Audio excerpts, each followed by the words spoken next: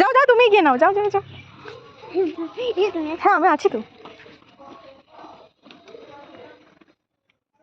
আগের দিনের ভিডিওটা দেখে অনেকে কমেন্ট করেছিলে যে কী এমন অর্ডার করেছো যার জন্য পেখম এত অধৈর্য হয়ে রাস্তায় দাঁড়িয়ে ওয়েট করছে।